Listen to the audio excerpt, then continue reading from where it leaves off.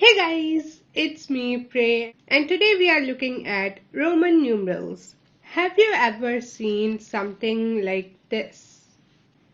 You have? Okay, so these are Roman numbers. Ancient Romans used letters to write numbers. They didn't have this system where we write these 1, 2, 3 numbers, right? How they used to write these numbers? Through letters. And those letters are called Roman numerals in today's world. And the most common example of these numbers is our clocks. Sometimes it's also used in books, as well as ancient buildings may have these numbers. Okay? Today we will learn how to write these. So Roman numbers. First thing that you need to know is letters that are used to write these numbers. Now we have some letters over here, okay? So first is I, which means 1. I can be written like this, or you can just do this, okay? Then we have V, which is for 5, Then we have X, 10. Then we have L, 50. C, 100. D, 500. M, 1000. Now, this is something you have to remember, okay? What letter represents which number? These are the letters that we use to write all the numbers in Roman numerals. So how do you write them? Okay, let's see. We have V and I. V is 5, okay? So 5 plus I is 1. 5 plus 1, 6. This is Roman numeral for 6. Let's do another one. I, and I. So this is what? 1, 1, 1. Add all of them and then we have 1 plus 1, 2, 2 plus 1, 3. 3. Okay? Now let's do X. I. What is this? This is 10. This is 1. Add 10 plus 1, 11. Now what if we have C and C? So what is this? 100 plus 100, 200. So this is what? 200. So these are some of the examples of Roman numerals. Now a few things that I would like to tell you is, first of all, if we have C, you will never write a Roman numeral as LL. Okay, no. You have C for this. So C. Second is, you try to make sure that there are less letters for a number. Okay?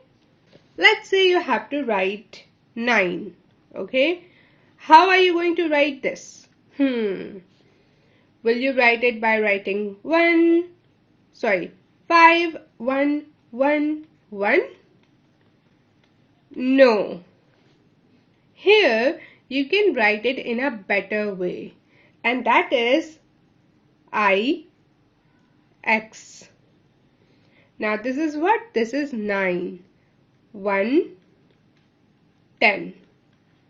Smaller number is first, right? First we have smaller number, then we have bigger number. In this scenario, smaller number is subtracted from bigger number. So 10 minus 1 is equal to 9.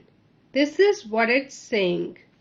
Now, at the same time, if x is first, then this is 11. We just spoke about it, right? The difference is that over here we have small number and then we have big number. Here we have big number, then we have small number. This is our normal procedure, right? But here it's not a normal thing. Smaller number is first, then it's big number, then that means we have to subtract here. This is one thing that we have to remember. Okay?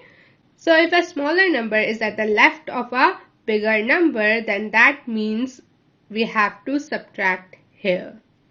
Just like this, if we have, let's say, I and 5, smaller number, then bigger number, right? So this is 4.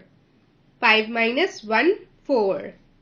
If we have this means 5 plus 1, 6. What if we have C, L, I, X? Now this is 100. This is 50. This is 1 and this is 10. Now this is bigger, then we have smaller, so add. Now you will obviously go here with this, but what's happening here? Smaller than bigger. So small to big. Here we have to subtract. Then we will add these two numbers.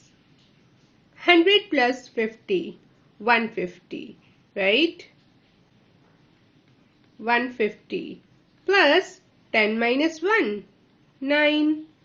So this is 159. Okay?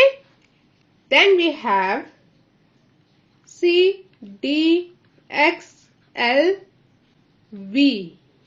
C is what? 100. D is what? 500. 10, 50, and then 5. So this is a smaller number, and then after that we have a bigger number. So minus. Then the same situation is here. So minus. And then whatever the answer is of these two, we will add all of them, all three of them, and then that will be the final answer. So 500 minus 100, 400, plus 50 minus 10, 40, plus 5, 445. By the way, one more thing. Let's say you said, okay, so this is 1, 5. So 1 minus 5 minus 4. This is wrong. Okay. And one more thing. In Roman numerals, there is no concept of 0 and negative numbers. We don't have those. We don't have minus 1, minus 2, and so on. Okay? Now this is what Roman numerals are. And we know now how to get numbers from Roman numerals. But what if we have numbers and then we have to figure out Roman numbers of those numbers? Let's do a few examples of that. First, 18. For this we have to break down this number. And we have to break it down in such a way that the numbers given are available in Roman numerals. So here we will say 10, okay, plus 8. Now we have x, but we don't have 8, right? So then let's say plus 5, plus 3. So x, v, but we don't have 3. So what do we have? We have 1. So x, v, 1, 1, 1. This is your Roman number of 18. Okay? Let's do another one. 28. 20 plus 8. So what is 20? X, right? Then 8. 5 plus 1, 1, 1. So x, v, I. Then Let's do 103. C, and then we have 3. So C and 3. Then let's do 152. 100 is C, 50 is L, then we have 2. Okay, if you want to break them, then let me do that as well.